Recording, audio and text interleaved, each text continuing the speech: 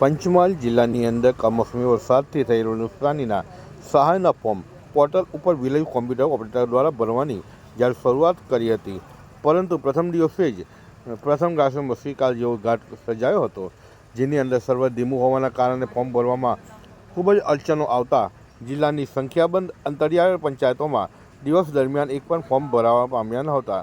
જ્યારે કેટલીક પંચાયતોમાં ફોર્મ ભરાયા નહોતા તો ક્યાંક 2 કલાક લગી નેટનો પ્રોબ્લેમ આવતા એક પણ ફોર્મ ભરાયા નહોતા. રીતિ શાહ સાથે દિવ્ય ભાસ્કર, ગોગંબા. નેટની સ્પીડ ધીમી હોવાથી પોર્ટલ ઉપર ફોર્મ અપલોડ થતાં સમય લાગતો હતો, જેના લીધે એક ફોર્મ ભરાતા 10 થી 15 મિનિટ જેવો સમય લાગતો હતો.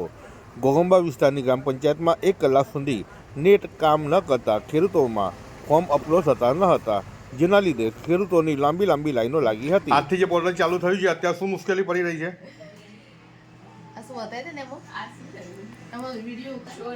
હા, પણ શું થાય છે તો કહી દો. શો નથી થતો, એરર આવે છે. એટલે પોર્ટલ કેટલા વાગે? 12 વાગ્યાનું ચાલુ થઈ ગયું છે ને? હજુ કોઈના ફોર્મ ભરાયા ખરા? હજુ કોઈના ફોર્મ ભરાયા નથી. ઓકે. નામ છે તમારું? કયું ગામ? શાના માટે આવ્યા છો અત્યારે તમે? ખેડૂતના પાક નિષ્ફળ જવા માટે ફોર્મ ભરવા માટે. શું પરિસ્થિતિ છે અત્યારે? ફોર્મ ભરાયું તમારું? નથી ભરાયું. સર્વર ડાઉન છે.